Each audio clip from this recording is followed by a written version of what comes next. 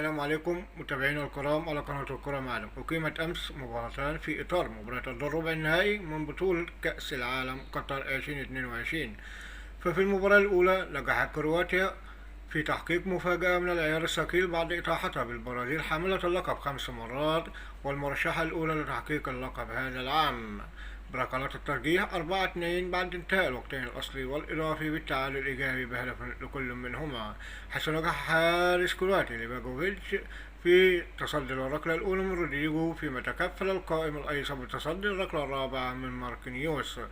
وفي المواجهة الأخرى نجحت الأرجنتين في عبور عقبة هولندا والتأهل للمربع الذهبي بعدما حققت الفوز عليها بركلات الترجيح 4-3 بعد انتهاء الوقتين الأصلي والإضافي 2-2 في مباراة مثيرة من الفريقين.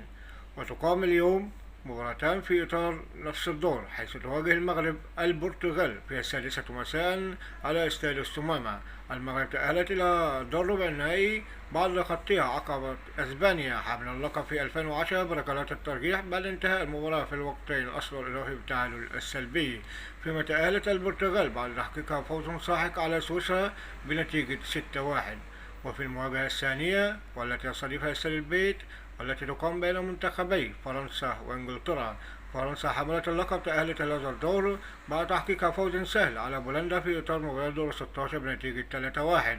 وفي المقابل حققت انجلترا فوزا سهلا على السنغال بنتيجة 3-0.